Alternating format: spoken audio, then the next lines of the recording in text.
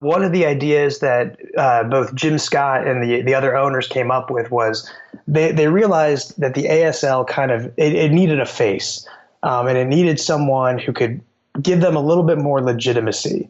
So they decided, okay, we're going to go out, we're going to get someone related to professional sports who's a household name.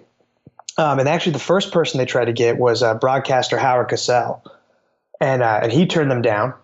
But Jim Scott came up with the idea of let's contact Bob Cousy. And Jim had grown up on the East Coast, and where Cousy was known as the Houdini of the hardwood, this incredible NBA player, really well liked, really great career. And as Jim Scott referred to him, he said to me, growing up as a kid where I come from, Bob Cousy was God. Everybody knew him. Interestingly enough, though, Bob Cousy was not well liked in Cincinnati. He had been brought in to coach the NBA Cincinnati Royals. He briefly came out of retirement to play as a player. He traded Oscar Robertson, which was incredibly unpopular. The team went on a downward trend, and he helped negotiate the move to Kansas City. So he was not really well liked by the local media here, but even Jim Scott realized this is a name who can kind of get us in the headlines and really show that we're committed to rising up and really elevating this league to something more professional. Welcome to Good Seats Still Available, a curious little podcast devoted to exploring what used to be in professional sports. Here's your host, Tim Hanlon. Hey, everybody. How are you? My name's Tim Hanlon, and you have again stumbled across our little podcast that is devoted to what used to be in professional sports. We call it Good Seats Still Available, and I can't thank you enough for being part of it for our little journey together and this particular episode, which is devoted to a league in professional soccer that is often forgotten, called the American Soccer League. Yes, the league that in the 1970s at least, and the early 1980s operated very much in the shadow of the far bigger and whiter, hotter comet, no pun, although maybe pun, of the North American Soccer League. The ASL, for you soccer historians out there, of course, existed for many, many decades before the 70s, I think dating back to the 20s, perhaps. I need to go back and check my Steve Hollyrod soccer archives for the actual start date, so I'm sure Steve will correct me.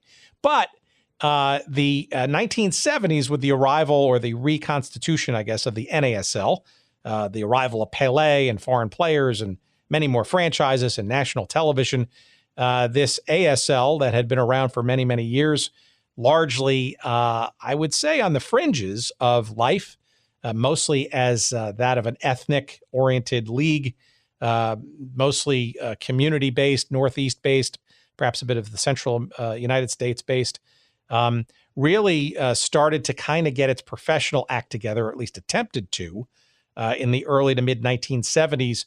As the NASL was gaining steam, the ASL was converting franchises from these somewhat ragtag and semi-professional-like ethnic clubs into things that were a bit more Americanized and professional-looking and sounding. And I'm sure we're going to spend a few more episodes in the months to come on the ASL, but this particular story that we're focused on today is a pretty good microcosm. It is a story of the Cincinnati Comets, the team that in 1972 was an expansion franchise in the American Soccer League and won the championship in its first season. It's a fascinating little story, and it's full of intrigue, frankly, because a lot of what has become a hugely successful franchise today with FC Cincinnati certainly owes a bit of its history to this interesting little club that played in the ASL, the Cincinnati Comets, that, as we'll find out in a few minutes with our guest, Ronny Salerno, almost became a franchise itself in the NASL around 1976. We're going to get way into that story. I learned a bunch of things that I thought I knew, but I didn't.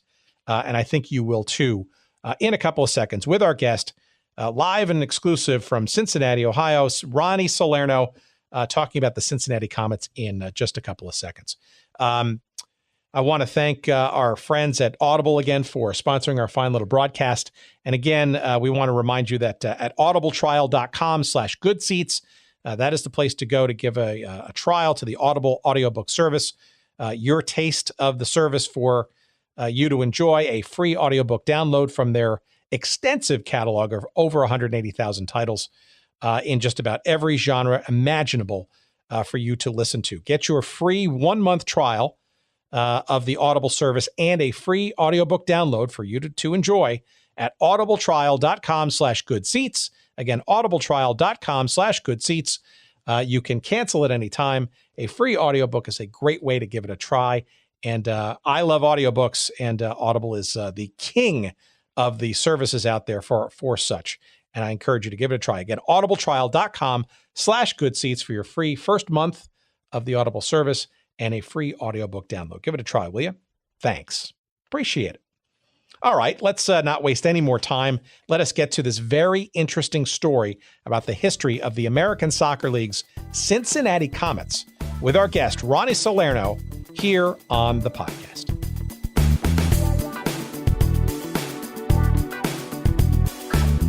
This is a very interesting story to me. I, as I've started this show a couple of months back, focused on teams and leagues that don't exist anymore, and you've been kind with a couple of commentaries on online and Twitter and stuff, and at least a few people are listening, which is great. But ironically, you had reached out to me, I guess, to compliment me on a show or something, and I had actually put your email and an article that you wrote, which we're going to talk about here today, in my little file to come back to. Ironically, as I went down the rabbit hole of the story of the Cincinnati Comets, the American Soccer League team, ASL, back in the 1970s, that as you look into the story, a very interesting story that is really a story not only about Cincinnati and professional soccer before we know it today, but also of the league itself, the ASL, as it struggled in the shadows of the more popular and well-known North American Soccer League. So all of that as prelude, maybe you could give our audience a bit of a head start here. What inspired you to go further into this very interesting and kind of not really known story about the Cincinnati Comets of the old ASL? So I've always had like an affinity or an interest in Cincinnati history. I'm from here. I've lived here my whole life. Always followed the sports teams pretty closely. Always had an interest in our minor league teams. And I used to not really care for soccer. Then as I got into it over the years, I was really interested in following MLS expansion. And then, eventually we got our club here in the USL, which has been extraordinary to follow. And it just kind of got me thinking about some of these other teams, and the story of the NASL, the original NASL, was always really fascinating to me.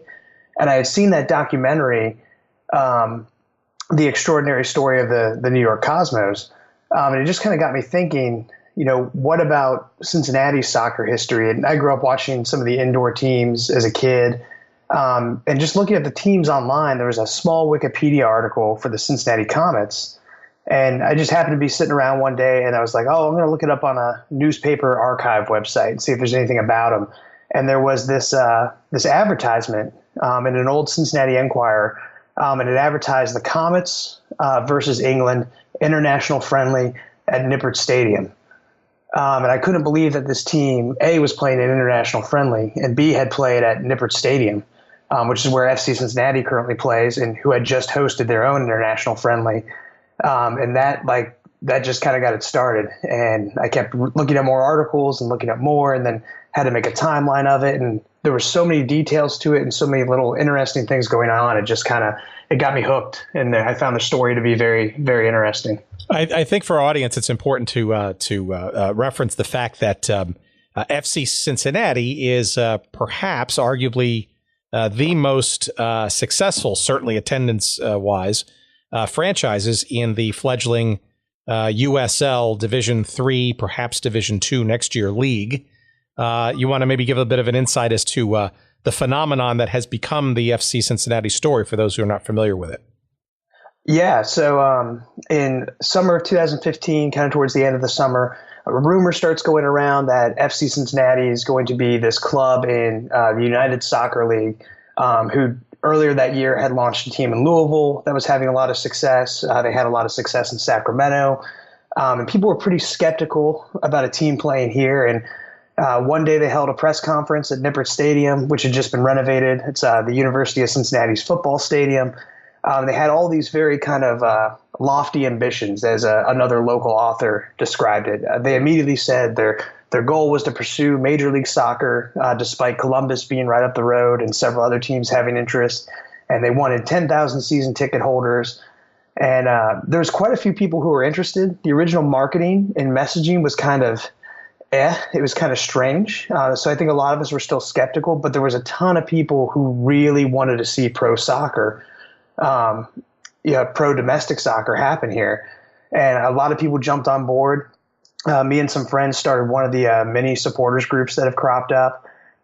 We get to that first match and things kind of progress. It's the first home match and 14,000 people show up and everyone's just kind of blown away. There's 14,000 people here for a Division III professional soccer match. And it just kept snowballing from there. Soon we had crowds of 20,000, 23,000.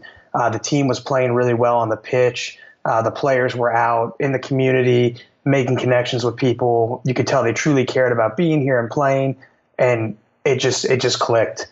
They played Crystal Palace in an international friendly in their first year. They got to host a playoff game, and it just seems to get bigger and bigger and bigger.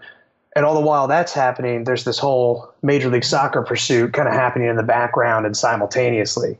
So we went from a city that had no professional soccer for quite some time, had a few amateur teams, to all of a sudden a major contender for Major League Soccer and setting attendance records throughout the country.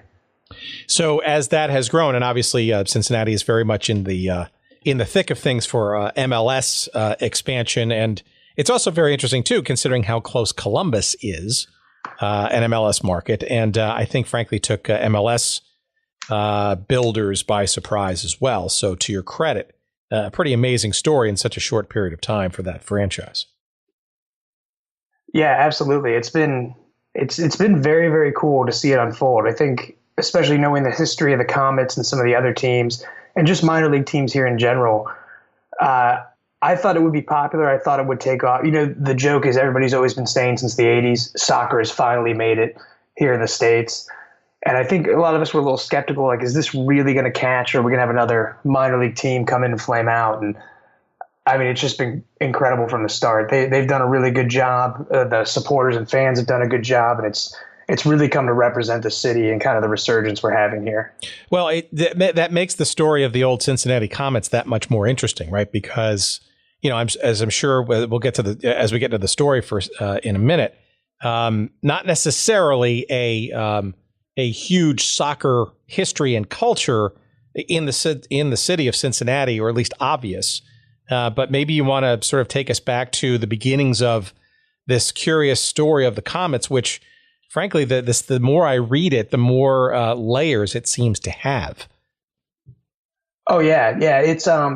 It's very interesting because professional soccer here has never really, whether it was indoor or outdoor, never really captured the attention of the press or fans or just casual people looking for a night out, like looking for entertainment. A couple of the indoor teams never really caught on. There's a lot of history of amateur teams that seem to have like little local followings. But when the Comets came along, it was almost like a typical Cincinnati thing. You know, New York and Chicago are building subways. Well, we built one, but then we abandoned it. Everyone else is building airports. We built one in another state, and we've got all kinds of problems with that. Everybody else is getting professional soccer. They're joining the original NASL. We're going to get a team in this offshoot kind of more minor league ASL. So right from the get-go, despite their best efforts and best intentions, the league they were in was kind of fly by night and didn't really have the best reputation. So they're kind of fighting an uphill battle. You've got a sport that's pretty obscure at the time, and not really all that popular, playing in a very minor league stadium with a minor league budget, run by this eclectic personality who loves the game, but really didn't seem to have an interest in teaching that to people. I think he just assumed people would show up like they were kind of doing in other cities. So as much as they tried, and for all the ups and downs they had, no one here really seemed to care all that much. As best as I can tell, I wasn't around back then, which just makes it even more interesting that all of a sudden FC Cincinnati is the talk of the town in American soccer now, whereas in the past, the Comets were certainly not the Cosmos of New York.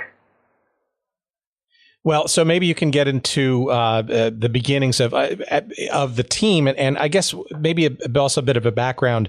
How did you kind of do your digging? You said newspaper archives, but what were the main sources for you to? And by the way, we should reference that this article that Ronny wrote is called "The Extraordinary Story of the Cincinnati Comets."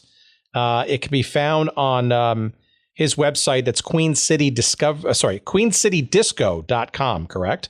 Yeah, Queen City Disco or queencitydiscovery.com. Either one works. Very good. And that, but it was originally seen in a local publication in Cincinnati as well, correct? The story of the Comets or my website? The story. Correct. Yeah. So where I kind of came across it was that original advertisement we were talking about, and mainly my sources were through digging through newspaper archives. So the Cincinnati Enquirer. The Hamilton Journal News covered it a little bit. That's a city just north of here. And Cincinnati Magazine had several articles about it over the years. So it was mainly those three. And occasionally when I needed news about the league or try to find something about the league, I'd find something in the Chicago Sun-Times, or even the New York Times might have a small mention of it. But it was mainly a lot of digging through newspapers.com, which has a ton of different papers archived, which for other articles I write unrelated to soccer had always been a good resource. So I just kept digging through that, and then just kind of found the starting point for the Comets with Dr. Nick Capurro, and then just went through there and went year by year by year. So April 1972, you mentioned a certain Dr. Capurro, Dr. Nico, nicknamed Nick Capurro, a lifelong fan and coach of soccer. Essentially stumbles across the idea, along with the team in Cleveland, to be awarded a franchise in the longest lasting soccer league in the country, the American Soccer League, or ASL, which circa 1972 was really kind of beginning to sort of shed its longstanding, very ethnically oriented background as a league of regional teams and players, and frankly, not very American players at that, as the North American Soccer League, the bigger sort of newer sister, was starting to gain some credibility and widespread attention. Yeah. So Dr. Nick Capurro, he's an Italian immigrant from Naples. He's living in Cincinnati. He's got a little bit of money, and he loves the game. He had coached a few amateur sides here in town. By all accounts, seemed to have a little bit of money given his private practice. He's also the Claremont County coroner, just to the east of the city. You're kidding? He's a coroner as well? Yeah, he was the coroner before he owned the Comets, through when he owned the Comets, all the way up until, I want to say, about 2002. And then he maintained a private practice and got into some other stuff after that. But yeah, he was the coroner the whole time of Claremont County, which is just east of Cincinnati. Unbelievable. Yeah. So he had a lot of things going on. Like whenever I think about all the things on my plate I'm trying to juggle, this guy had his own private practice. He's the coroner of an entire county, and he's also coaching and owning a professional soccer team. But yeah, he helped start the ASL's Midwest division, which included new teams in Chicago, a new team in Cleveland, a new team in Cincinnati, and I think St. Louis was also in the Midwest division at the time, and didn't opt for the North American Soccer League. I don't know if they necessarily had the money for that. I've never found like a good indication, but he seemed content with it. And his goal, he stated from the beginning, was, there's no American talent. He's like, give us a few years. And his stated goal was to turn the Midwest division of the ASL into like a farm league for the men's national team, and hopefully bring that back up to prominence. Well, that actually seems to, and soccer historians are probably salivating as you sort of say these words, with where the ASL was kind of headed circa 72, 73, where it was a league that was, like I said earlier, entirely or predominantly an ethnic kind of circuit. And it seemed like the league itself, the people who were involved in the league and running it at the time, were sort of tipping their heads towards the idea of becoming more Americanized, and in particular as a contrast to the NASL, which seemed to still be very reliant on international talent. Yeah, that definitely seemed to be like their niche and their goal right from the beginning. And I think there was a little bit of marketing behind that, some marketing thought put into that of, if we really want to sell this to an American audience, I think they believe they needed to see that those fans needed to see American players out there. Because at the time, it's definitely not seen as an American sport. And that seemed to really be where they were going from or heading towards, like, developing domestic talent, hopefully getting the men's national team up to where they felt would be up to par. Unfortunately, that's, especially with the Comets, that's not where it heads. They eventually had to do a lot of things that teams are still doing today where they're relying heavily on foreign talent just because the infrastructure and the talent available, the talent pool internationally is so much bigger. And Capurro really talked about that a lot his first year, becoming this great domestic league and developing domestic talent. And ironically, by the end of it, he really kind of abandoned that whole thing. Well, not even by the end. It seems like in year number one, he was finding talent from other shores other than those of the United States. Yeah. Yeah, I mean, right from the get-go, he had a few American players sprinkled in there, but he went so far as to have Ringo Cantillo, who I think I'm pronouncing that right, who became the star of the Comets. He brings him up here and essentially lets him be a foreign exchange student. He lived with the coach and attended a high school out where Nick Capurro lived. And he kind of there's a quote in there where he kind of talks about that, how, eventually we want to develop American talent, but to get started right now, we need to win. And if we're going to make money, we got to win. If we're going to win, we're going to need some foreign talent. And over the years, it just became more and more heavily relied upon foreign talent. All right. Well, you do bring up an interesting figure in all of this story, and that is at the time a 16-year-old import from Costa Rica named Julio Ringo Cantillo, somebody who was an essential figure throughout the entirety of the Cincinnati Comets franchise, and actually, frankly, somebody after this episode, somebody maybe would like to get on the podcast at some point. He's very much alive and with us, and would love to find out where he might be. So I'll put that out to our audience as to maybe where and we could find and get connected to Ringo Cantillo. But perhaps you can give a little bit more background about this phenom, frankly, who kind of lit up the league and was arguably the most valuable player during the entirety of the Comets franchise. Oh yeah, without a doubt. I mean, he was the star, and he was the guy the team was built around. And I've never been able to quite track down exactly how Nick Capurro was able to find him. But Capurro seemed to have a pretty good pulse on kind of the international soccer scene, and he knew where to pull from, knew where to recruit guys from. Because at the same time, he's not just competing with the ASL, but the NASL, which year by year is growing even more hungrier for more talent and expanding with teams. But he really hits a home run with Ringo Cantillo. He has him come live with him as a foreign exchange student. He enrolls him in a local Catholic high school out where he lived.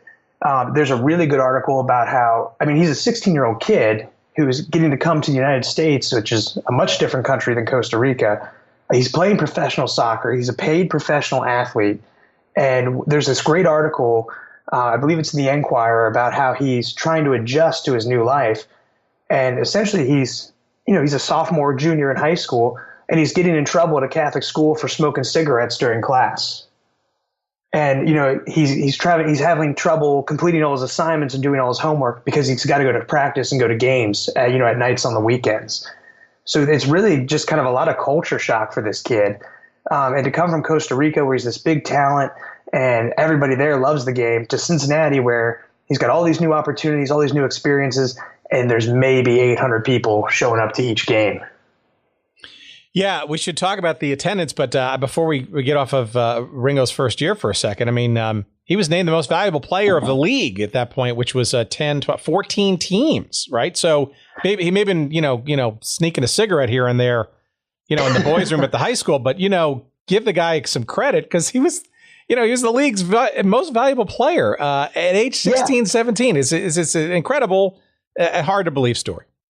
Yeah, I mean, it's unbelievable. Even people can say what they want about the ASL at the time and throughout its whole history, but I mean, to be the most valuable player in a professional soccer league, and like you said, 16 years old, is pretty awesome. And I mean, he wasn't just good; he played with a lot of good people. And I mean, he took that first Comets franchise in their first year, and they won the league championship. You want to talk about the attendance, though. The first season of the Comets was played at, and I'm not all that familiar with a little bit of Cincinnati's geography, but St. Xavier High School, which to me, as an outsider, seems like not necessarily the most professional of venues for soccer. No, most definitely not. And even back then, it still probably wouldn't have really made the cut for even the NASL at the time. And now, ironically, St. Xavier High School is this juggernaut of high school football in Ohio and throughout the Midwest. The high school stadium they play at now is just gorgeous and beautiful. But back then, it was like any other high school field, small stands, held enough people. It's got a big local following, but it really definitely was not known as a soccer venue and really didn't measure up to even some of the similar venues at the time. So it's very odd to see that they were playing there even back in the 70s. And they had a whole series of interesting venue choices throughout their life. But I always found it interesting that they started in a high school football stadium in kind of the west side suburbs. Well, look, if anybody follows the history of soccer in this country, especially in the fledgling 60s and 70s, I mean, high schools, hell, even in MLS at Dallas, for example, for a couple of years, and it's just part of the dues paying and the process of growing the sport here in this country. But it didn't seem to stop them, though, right? I mean, I think they only lost one game in their 8-game season, and that was an away game at Cleveland. So it seemed like the home cooking actually did pretty well for them. Yeah, I mean, there's a great Cincinnati magazine expose on them by a local author, a local journalist named Oscar Treadwell, who was actually a renowned jazz musician and reviewed jazz music, but was covering the Comets in this one article. And he's got some photographs with it, and it shows some crowded stands, and they seem to be well attended, at least in that one match. But when you win all your games at home, I mean, what better way to sell it to the hometown crowd? I mean, and they're not drawing; they're winning. So you really get to treat these new fans to something good. So a lot like FC Cincinnati having a great record their first year, the Comets, like right out of the bat, were doing really, really well. Well, they won the championship against a team called the New York Greeks, which is interesting to keep in mind going forward, because this would be a team that would be essentially their nemesis, no matter what they were called in later years. But they changed their names quite a few times. Yeah, and they won that championship in front of their home stadium. So clearly, perhaps maybe even surpassing everybody's dreams at that point. 1972 was not only the inaugural season of the Comets in the ASL, but a championship season at that. You mentioned the crowds or the lack thereof. Maybe you can sort of segue us into 73 and maybe sort of where they kind of were or not in the overall Cincinnati sports scene, right? A little bit of a different sort of setting than today's Cincinnati sports franchise roster. Yeah, it was quite a bit different. And attendance numbers are really hard to come by for the Comets. And I don't know if I really found anything concrete from that first year, but they seemed confident enough to move to a bigger venue.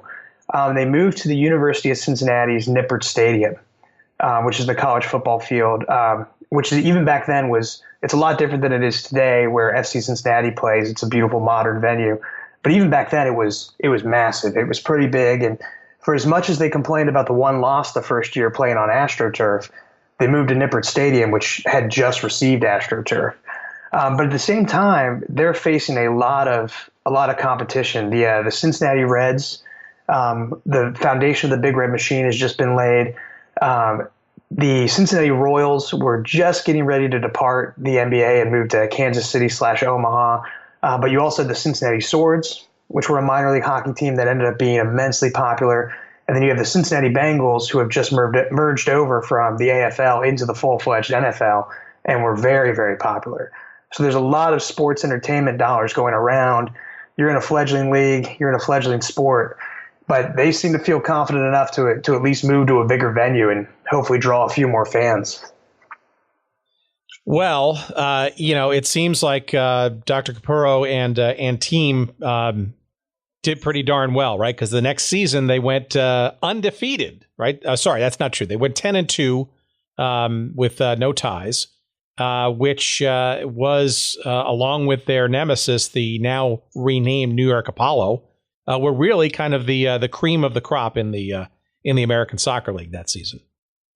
Yeah, so they have another great season, and once again facing New York, who has now changed their name from New York Greeks to New York Apollo. And despite all the success they're having, they ended up playing that championship game on the road up in New York.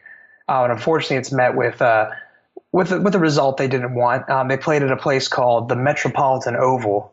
I'm not sure if you're familiar with that at all. Sure. Oh, that's a very legendary cradle of ethnic soccer in the New York City area for many, many, many years. Yeah, and what's interesting about it is the Cincinnati Enquirer at the time, the beat writer who covered the Comets, Terry Duchinski, he described it as, quote, hardly conducive to a championship soccer match, end quote. And apparently it was just, a hill on one side with some boards hastily put down. And the Comets were very vocal in the press about losing that match. They lost it 1-0. And they claimed that the winning goal in overtime was about to be called offside, but the fans rushed the field and fights were breaking out. And Gladstone Afori, who played for the Comets, gives a post-game interview where he's nursing a head wound that he claims when he was sucker punched by someone from New York Apollo. So if anyone was following him really closely at the time, like this rivalry with New York was really building, even if they were playing in really small stadiums and to really low kind of raucous crowds. Any idea as to why that championship game was played at the home field of the Apollo versus the Comets? I mean, their records were, I know it was a little I look at some of the standings here. I think the Apollo played 14 games, won 10 and lost 4 during the regular season. Cincinnati played only 12 games. They won 10 and lost only 2.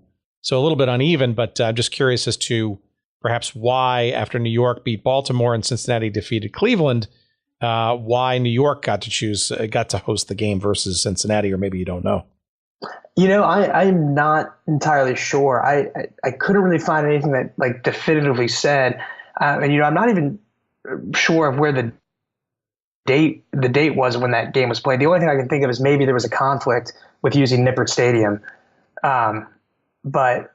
Yeah, I'm not entirely sure as to why all of a sudden it got moved to New York for that year. Well, look, I throw these questions out because our audience tends to somehow find out the answers to these, so we do put it out there. Absolutely. But I think it's important to note that the leading scorer in the league was Eddie Roberts for Cincinnati that year, and the leading goalkeeper of the season was is it Antian Cruz? Is his name? I believe so, yes. Yeah, with a goals against average of 0.61, which is just like literally standing on your head, I think.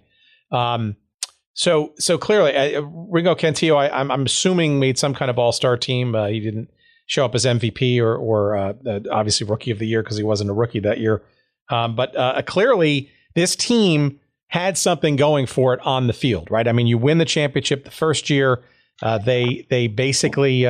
They lose in overtime for the second year. It seems like the things are on the up and up. I'm just really curious as to sort of why perhaps the team wasn't either drawing better, especially now at Nippert Field, or perhaps maybe they were gaining some attention in the city, or were they not, or what was sort of the status of the team in Cincinnati as far as you could tell around that time, having 2 championships under their belt. They only had, I guess they had their divisional championship, but only 1 league championship. I'm sorry. Yes, I'm sorry. Of course. Oh no, it's all good. It's hard to say because one of the few attendance statistics I have found mentions that for a regular season game at Nippert Stadium, they only had 800 people there, which 800 people in that stadium is just, It's got to be like watching some rec league lacrosse tournament go on between two fraternities. Like, it's got to be so quiet and so weird in there. And it's tough because these guys are playing really well. They've got a lot of talent. They're doing a great job on the pitch. But for some reason, I guess it's just not translating to the local population. And they've got a beat writer. They get pretty regular press coverage. But in all the newspapers I found, I mean, they're pretty much buried in the sports pages. It's pretty much dominated by the Reds and more national headlines. They're usually right there next to the NASL stats from around the country. And even just seeing that kind of makes it feel like, this is a second-rate league. And there is a lot of press throughout kind of their whole ordeal that covers the status of the ASL and whether or not it's really a good league. I mean, every year they had franchises in, franchises out, franchises that never finished. They'd go from 3 divisions down to 2. I mean, for a while, Cincinnati was the southernmost team.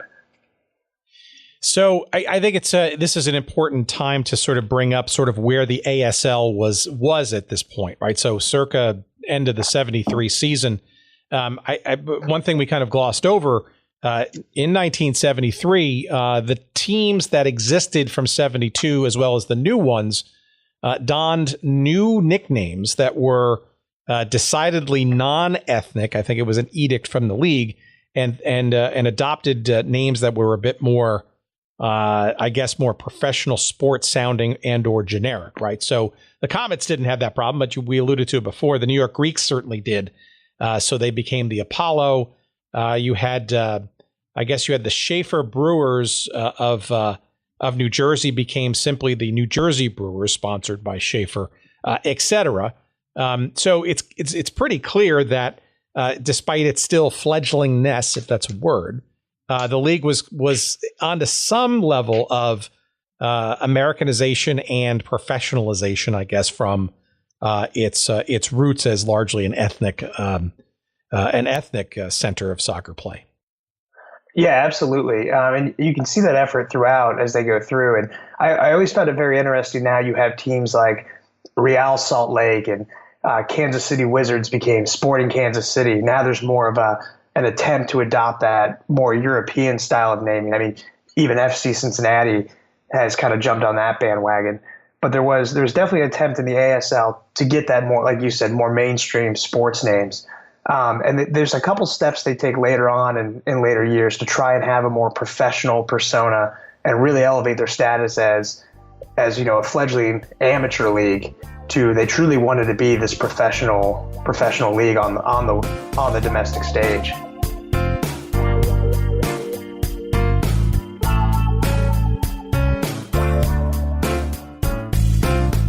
Okay, friends, sorry for the interruption. Just wanted to quickly remind you that today's episode of Good Seats Still Available is brought to you by our friends at Audible, the premier provider of digital audiobooks with over 180,000 titles to choose from in just about every genre you could think of. Audible titles play on iPhone, Kindle, Android, and more than 500 devices and MP3 players for listening anytime, anywhere. And for a limited time, my audience can listen to a free download of any book that they choose, as well as get a 30-day free trial when you go to audibletrial.com/goodseats. That's audibletrial.com/goodseats. And you can choose from over 180,000 titles, as we said, including one that I'm listening to right now. It's called The 10-Gallon War by John Eisenberg. That's the story of the NFL's Cowboys, the AFL's Texans, and the feud for Dallas's pro football future. Another one on my list, which I have yet to download, but is on my queue, that could be interesting to our audience here, is called The National Forgotten League by Dan Daly, entertaining stories and observations from pro football's first 50 years. Those are just two of the many thousands of titles to choose from, and not just in sports history, but you name the genre that you might want to listen to, and Audible's got it. By the way, two guests perhaps that we'll have on the show, hopefully sometime soon. But again, go to audibletrial.com/goodseats for your free 30-day trial, as well as your free audiobook download to try it out for yourself. Again, that's audibletrial.com/goodseats. And now, back to our conversation.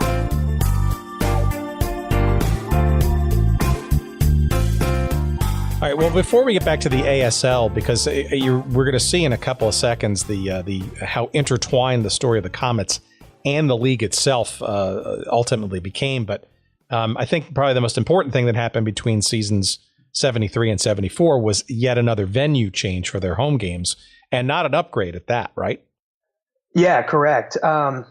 What's interesting is from the outside looking in, they moved to Trechter Stadium, which is on the campus of what was then known as Cincinnati Technical College. Today it's Cincinnati State. It's a very good local institution. But the old Cincinnati Technical College had this really old, very basic, one giant thing of stands stadium that hosted both American football as well as baseball. And it was a downgrade in terms of facilities. Definitely didn't have the modern, quote unquote, amenities of Nippert Stadium. But I would think, looking back then, the rent was probably way less. Location wasn't too dissimilar. They're still centrally located, and it probably gave them a little bit more breathing room. It was a lot smaller. So if you do have another night where only 800 people show up, it's not going to feel as cavernous as Nippert Stadium. But yeah, you're right. This is the third year of their existence, and it's the third venue, the third time they've moved around town. All right, so they get playing in 74, and it seems that the notion of Americans dominating the roster was not any closer to happening than it was in the 72 inaugural season.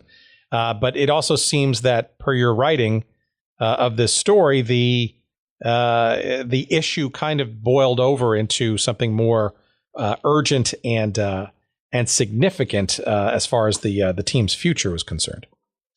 Yeah, absolutely.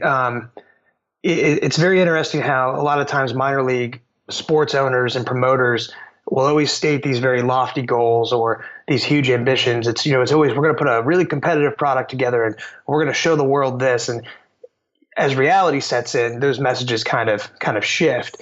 And where Nick Capurro had started out talking about growing domestic talent and bringing in American players, and it seemed like an initiative from the league, it soon became clear that really wasn't working. And in 1974, he recruits a ton of South American players. And there's a few standouts in there.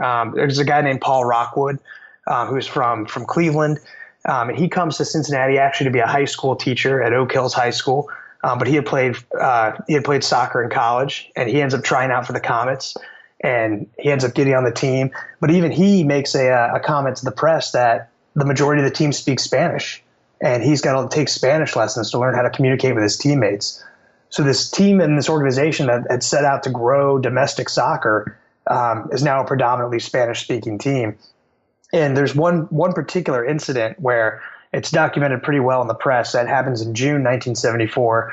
The Comets are up by a pretty substantial lead. They're up 4-0 at the half. And the appointed team president, a guy named Andy Lear, goes up to Nick Capurro and suggests, we've got some fans here tonight. Why don't we put in some American players and get some American names out there?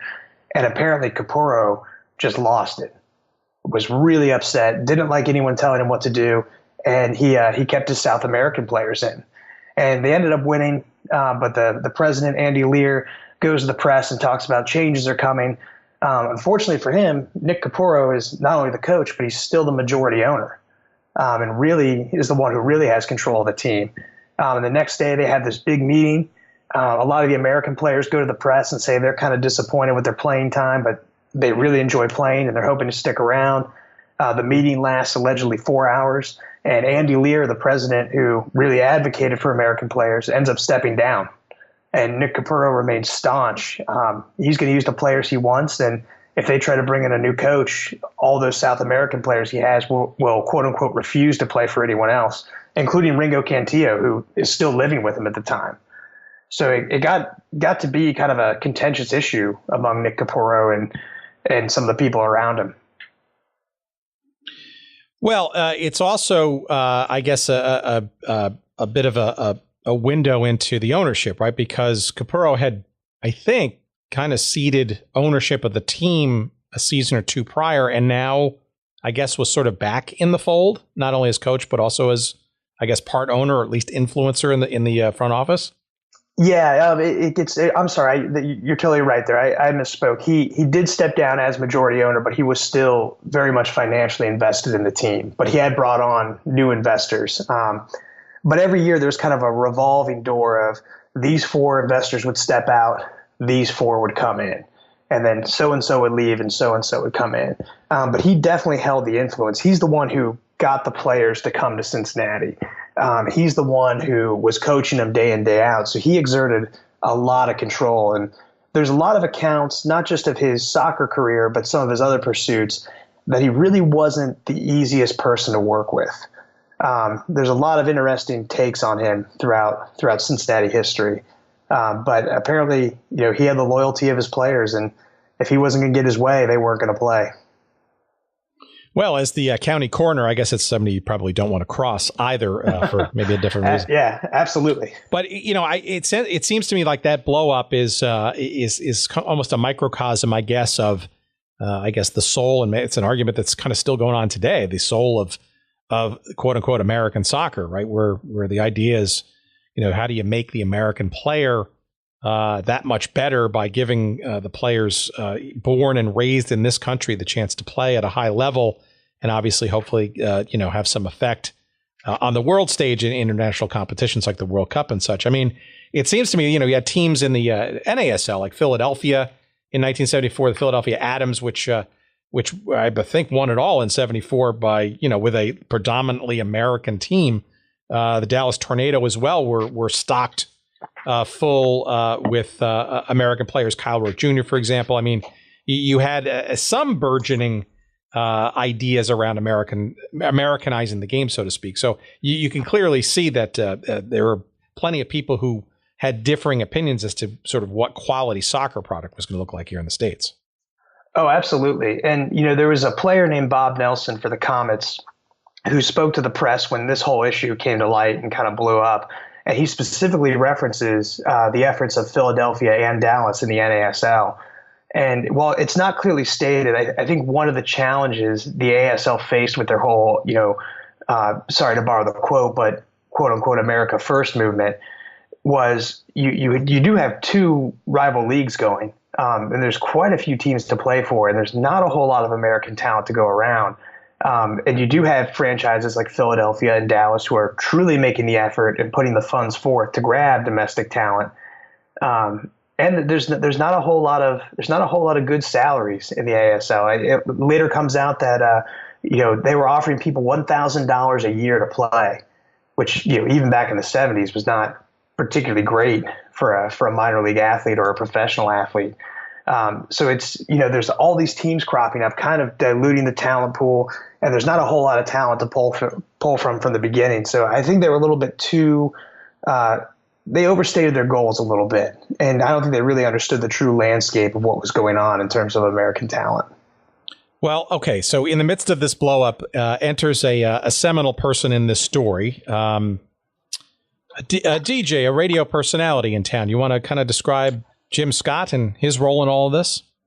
Yeah, so if you say the name Jim Scott to most Cincinnatians or anybody who can hear 700 WLW across the country, they're not going to recognize that name as an American soccer franchise president or someone involved with the history of American soccer. They will recognize him as this iconic voice who was on the radio every morning. And back then in the 70s, before he gets involved with the Comets, he's just the local rock DJ on a small radio station called WSAI. He's also a father. He's got young kids that are playing soccer, and his employer also happens to host the Cincinnati Comets on the radio. So he's aware of the Comets, and he's a fan. And his kids go to like the different youth nights and the different clinics held in the off season. But he's really just kind of getting his career going. And he's made a little bit of a name for himself. He's got a fair amount of money. He's starting to rise in popularity, not yet as big as he would be, and he wants to see the Comets succeed. So he kind of comes up with this idea of put me in touch with Nick Capurro, put me in touch with the organization, and let me figure out how I can help promote them, how I can help get their name out there. And he goes to a lunch with that intention, and he comes away as a part owner. Not only a part owner, though, it seems like he became almost an integral part of the ASL overall, too. Yeah, he just kind of like, he doesn't just dive in and take a big bite. I mean, he gets pulled in immediately. He becomes president of not just the Comets, but eventually the league as well. And what he comes to find out, and he was kind enough to speak with me. We got put in contact through a mutual friend, and really we spent a couple hours talking about his time with them.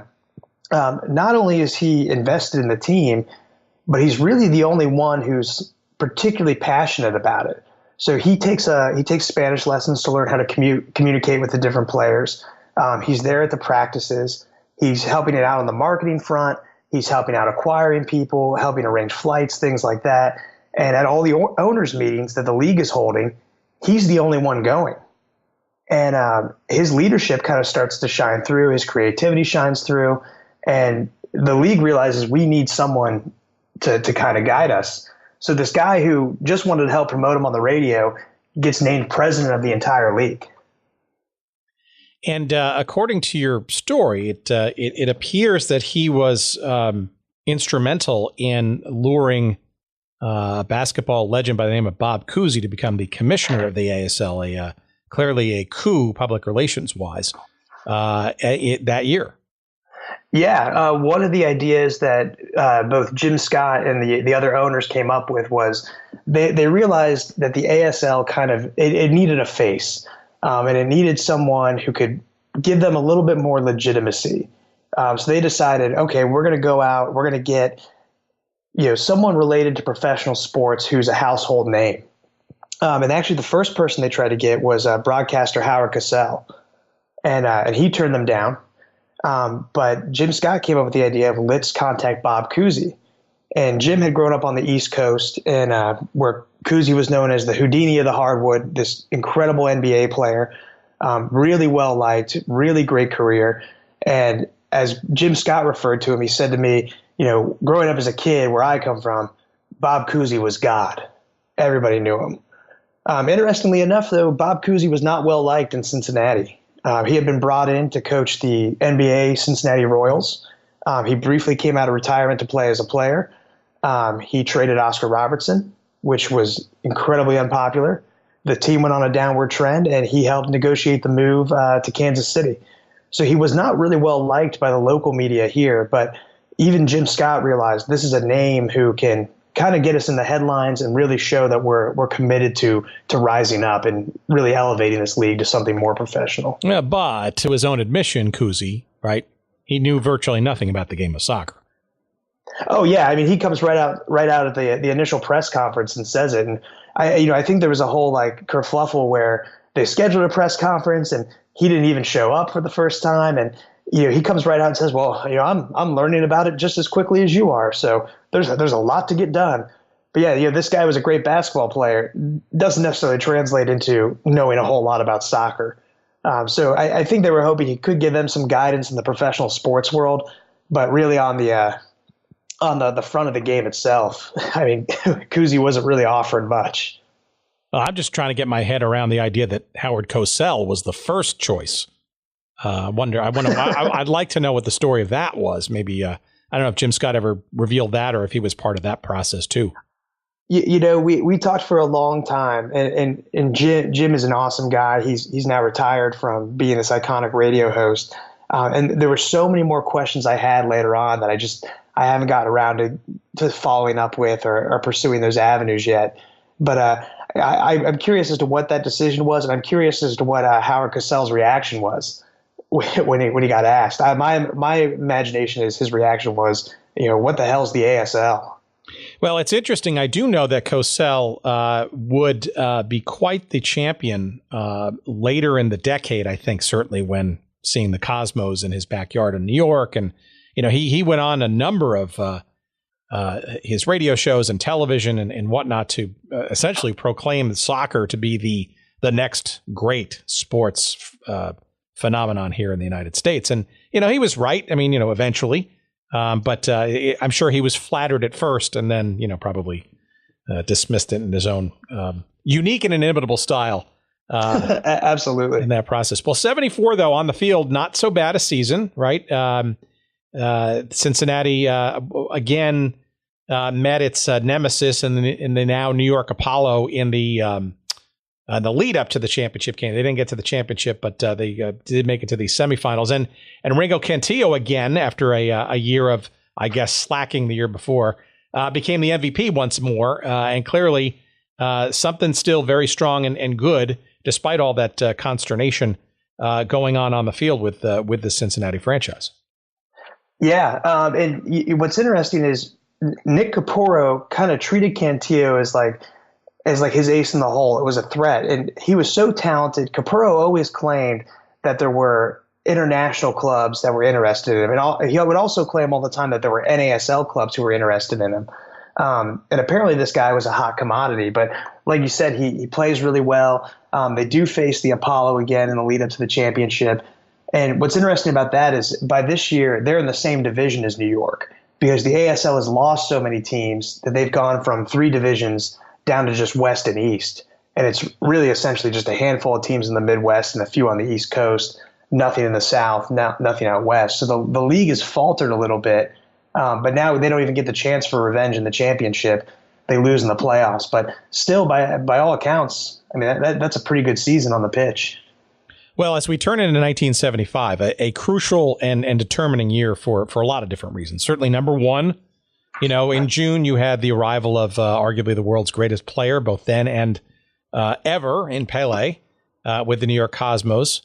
You had CBS broadcasting not only that game, but the championship game that season. And it's clear that the NASL was quite ascendant as it, I think, was rounding up to about 18 teams or so by then.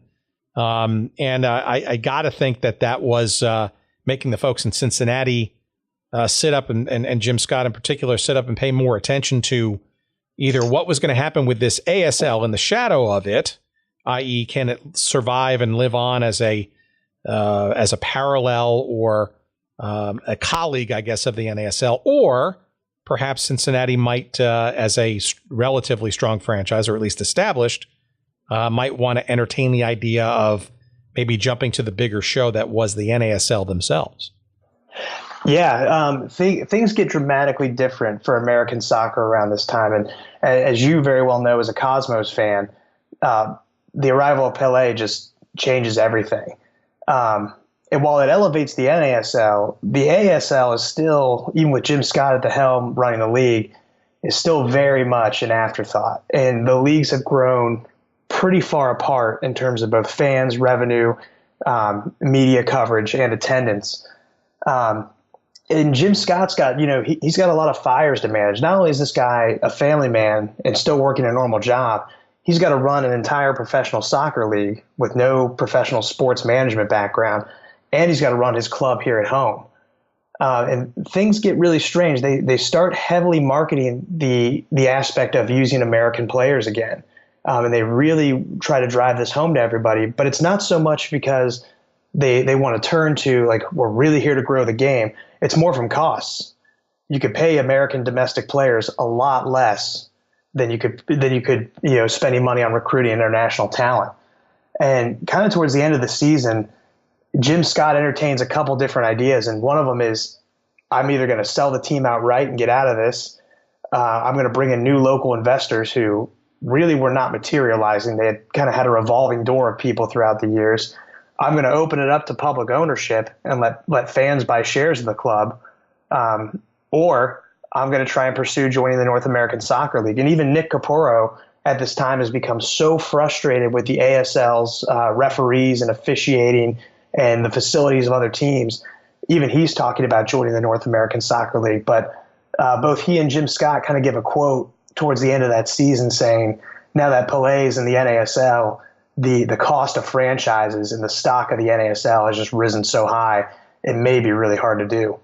Well, I think the ASL even themselves wanted to pursue a star or two of their own. I know there was a concerted effort to lure the Portuguese star Eusebio into the league. I think in the Rhode Island franchise, as the NASL was kind of circling around Hartford and Boston. and I guess even to the point of trying to convince the various ASL owners to pass the hat, so to speak, for the good of the league to get a CBO in there. And I guess for whatever reason it didn't happen. And of course, the CBO then went to Boston in the NASL and flitted around a couple of different franchises in the NASL. Actually, I came back to the ASL a little later, but it seems like they were trying to figure out some way to kind of play the star card themselves, the ASL. Yeah, they were definitely making good efforts, and they were looking at westward expansion and trying to have a more national footprint, maybe in hopes of luring a TV contract there one day. Bob Cousy spoke to that a little bit, and I think that's where they were really hoping he would come in. So in their own way, they were trying, but they also had to cut costs and really kind of bring it more back down to reality. They were still losing teams here and there. And there was a lot going on, and the Comets themselves really struggled. They had a lot of players where they mentioned in the press they were getting fined for lack of effort, which is pretty unheard of these days. These guys they believed they weren't going out there to play, that they were just kind of showing up to get a paycheck. And it really kind of became a mess for one of the more as the league is trying to get better, one of the more established clubs in Cincinnati is really just kind of falling apart. Well, it seems like even their star player, Ringo Cantillo, although he apparently had still had a star season, an all-star season, it's pretty clear that he was probably a commodity between, for some other franchises. There's a Mexican team that was interested. The Cosmos apparently were interested, which would have been an interesting move for him. And he was even loaned to the Tampa Bay Rowdies prior to the season as for their indoor tournament. Ultimately, that's where he wound up going after the Comets season ended. Yeah, and there's a lot of quotes from Nick Capurro over the year, who is still, up until Ringo Cantillo turns 18, he's his legal guardian in the United States. And Nick Capurro would constantly talk about this bidding war for Ringo's talents, and he would always threaten that any day now he can move to a better club. And that particular year, like you said, he's mentioning Tampa Bay's interested, the Cosmos are interested, Club America in Mexico's interested. But all the time it would come up, he'd mention all these different European squads or other domestic teams who were interested. And Ringo never seemed to move. And it was highly speculated at the beginning of the season he was finally going to leave the Comets. But lo and behold, he spends 1975 in Cincinnati, and he has a great season. But he's also, by this point, he's an adult. He's married to a woman he met in high school here. And he's much more vocal in the press. He went from being this kind of quiet star to the face of the organization. And he's got a very interesting quote where he says, "If I was investing money in this team, I would have quit a long time ago. No matter what they do, soccer is not going to go over in Cincinnati." Yeah, that's not great to hear from your star player in the middle of a season when you're trying to make the playoffs and show some stability. You're still not drawing fans, right? So it's a very interesting thing to say to the press. That's a very interesting quote, and again, you call that out. It's a cutout from the from your article. In some respects, you almost wonder if you could put that on the side of the stands at Nippert Stadium, because it truly kind of puts the success of the current team into context now, doesn't it? Well, it absolutely does. And reading it when I was doing the research for this, and I came across that. I mean, I'm sitting in my office alone, laughing out loud at that because it seems so ironic now. But when you think about it in context of the time, you can't really blame this kid for being frustrated. No matter how well they played, they're in this league that had its ups and downs. And despite all their success over the years, they won a championship in their first year. Nobody's coming out. And this guy could be playing, allegedly, he's in a bidding war. He could be playing for so many other places. And no matter how well he plays, he's only playing in front of a couple hundred people here in Cincinnati. All right. Well, let's maybe get to sort of the final sort of coda here of this story. You're getting out of the 75 season, and it's clear that Jim Scott is trying to make something happen here. You were mentioning some of his options, but you also quote him as saying that there was basically an attempt to get the Comets, the market of Cincinnati at least, into the NASL.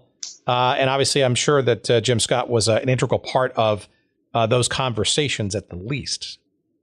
Yeah, he was very much invested in it, and I think it was for two main reasons.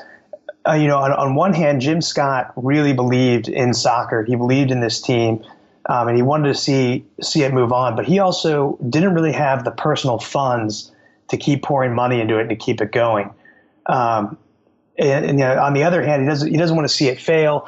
And he mentions in 1975 in an interview that the NASL is, quote, heavily interested, end quote, in getting the Cincinnati market, which at the time is, a fairly big market, and there's not a whole lot of competition around aside from the ASL.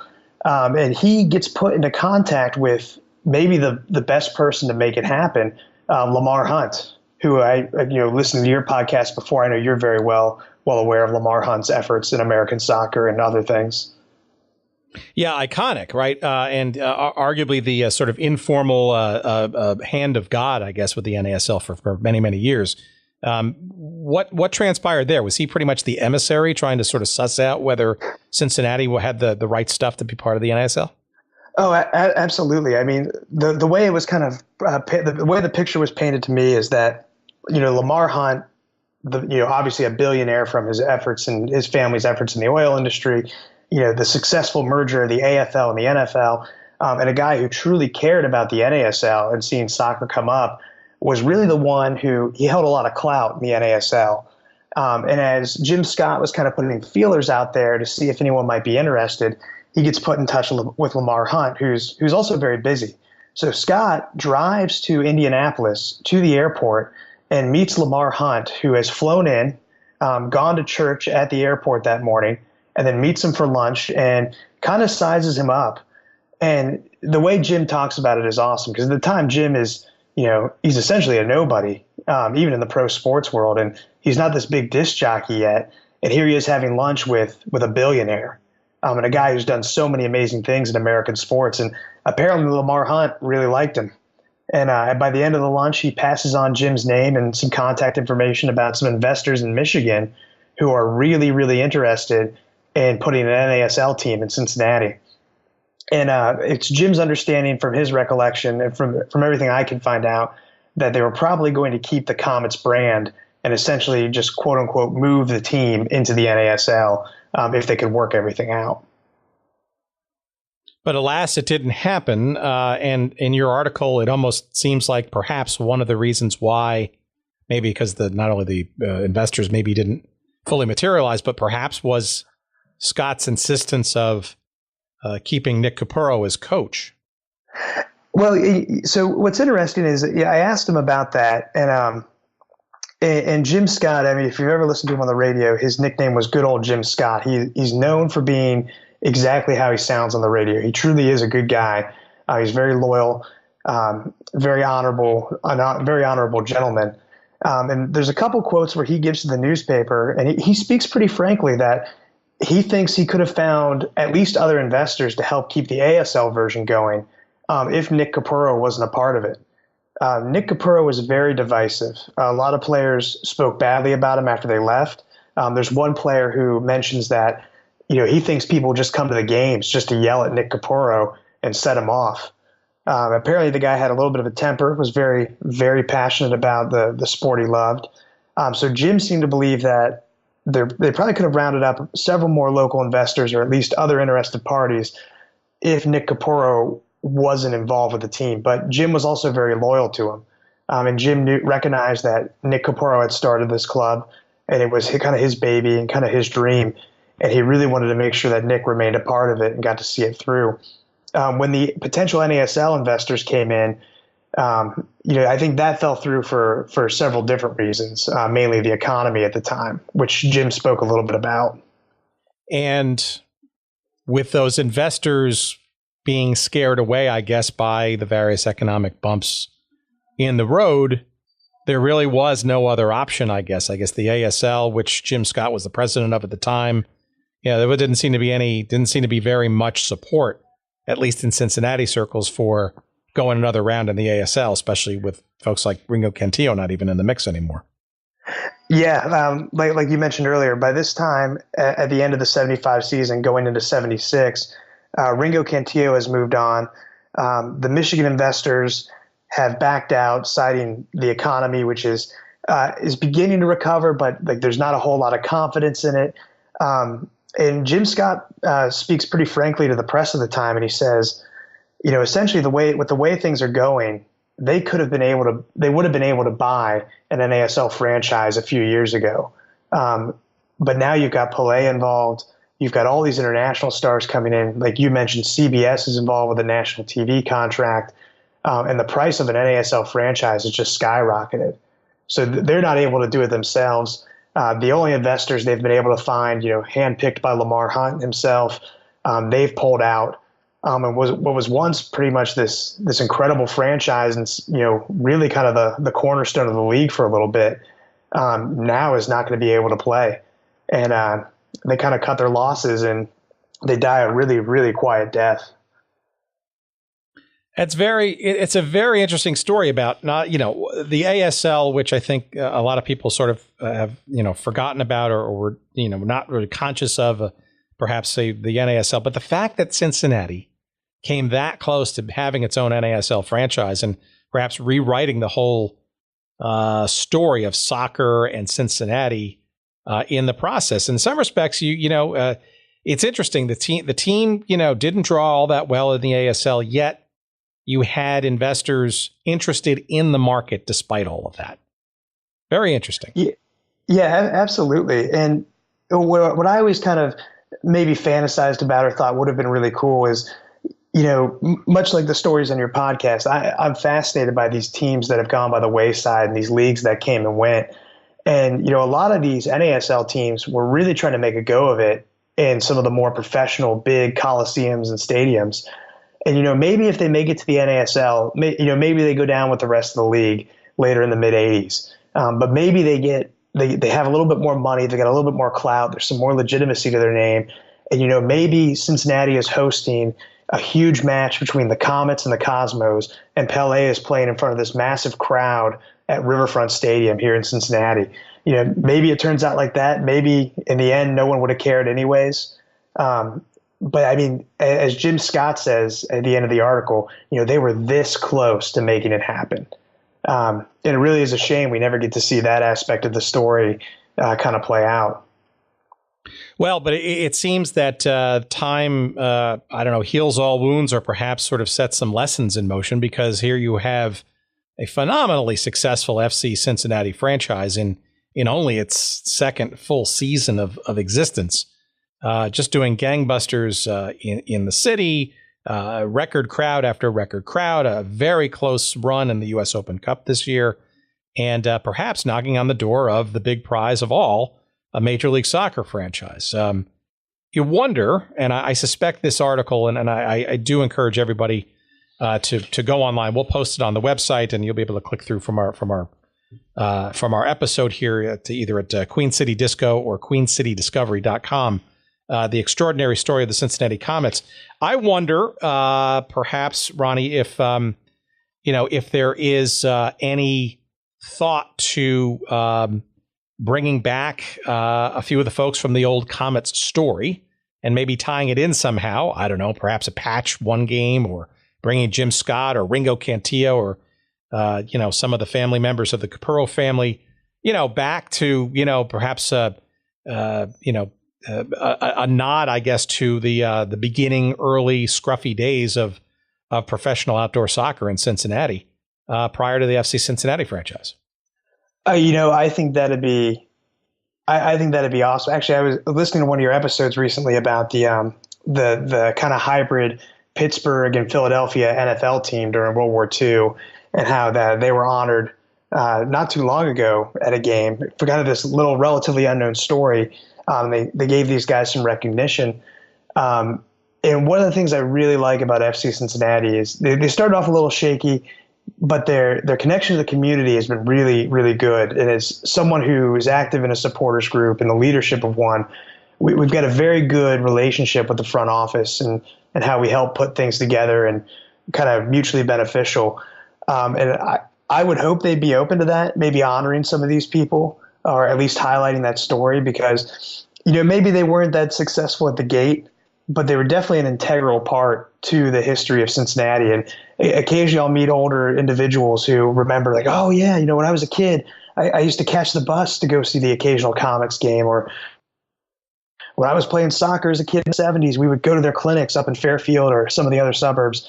And I think that would just be a really nice historical nod to, maybe, like you said, you wear that Comets patch one night, or you raise their flag up at Nippert. But it's just incredible to sit there. All the games I've been to this year, when we played Chicago in the Open Cup to a sold-out crowd, and there's 35,000 people in the stadium, it was fun to stand there and think, like, 40 years ago, there was only 800 people here, and no one seemed to care. And, look how far we've come now.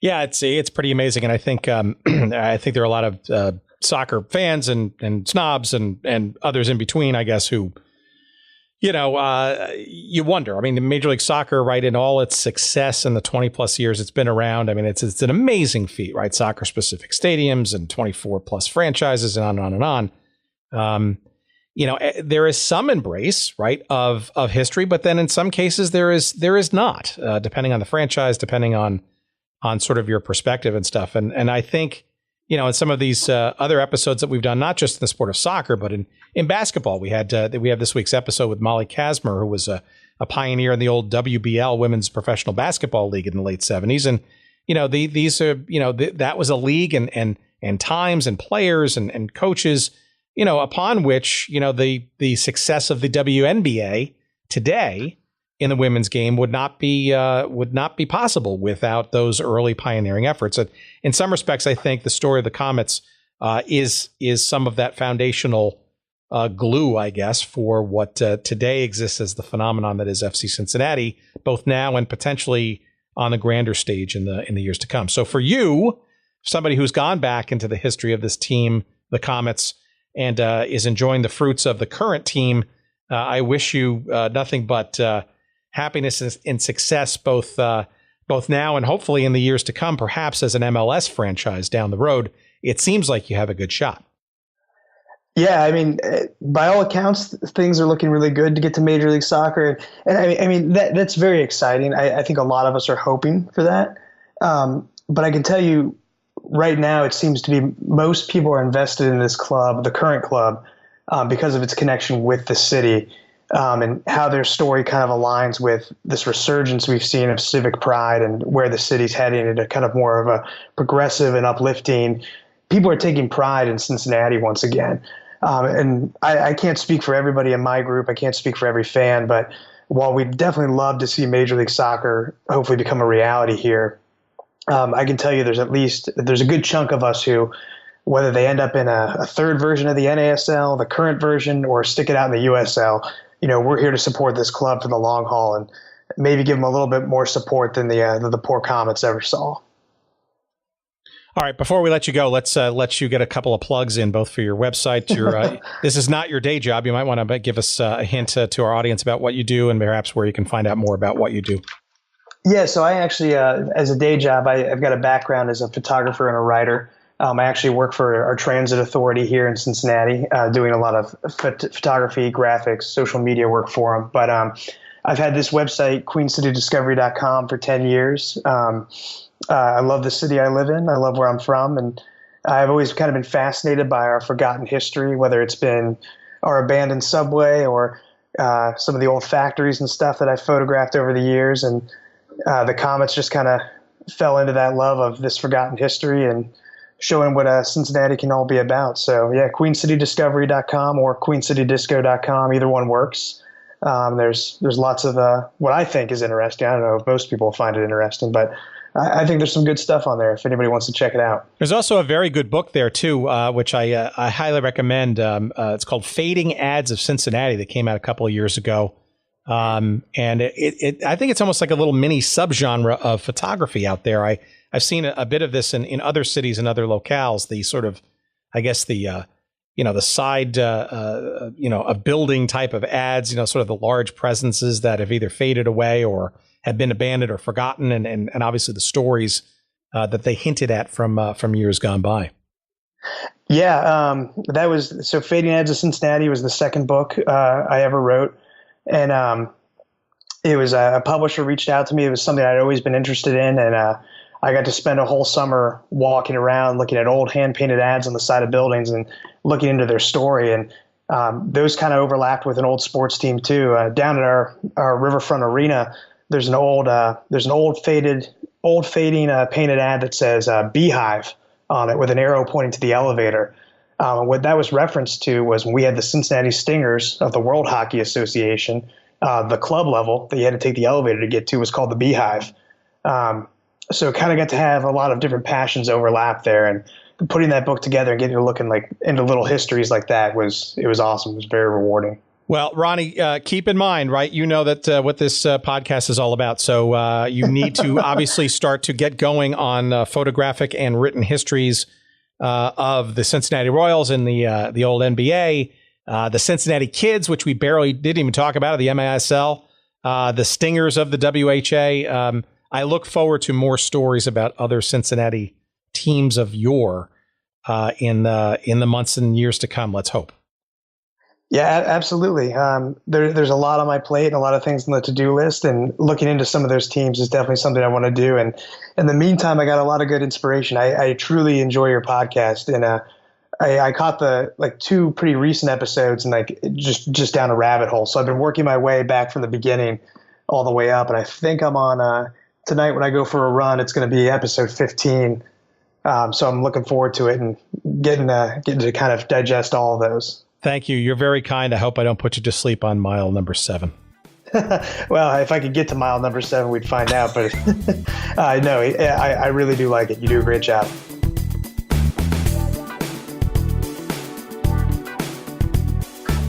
Okay, there it is. There's our chat with Ronny Salerno, live and in person from beautiful downtown Cincinnati, Ohio. I didn't hear any rushing trains in the background, so luckily we're able to hear him loud and clear. RonnySalerno.com is the place where you can check out Ronny's photography and video and other creative exploits, including some snippets from his book that we mentioned, Fading Ads of Cincinnati, that came out in 2015. That's RonnySalerno.com, SALERNO, and Ronny is spelled RONNY.com, and you'll find that on our website as well, in case you couldn't get that.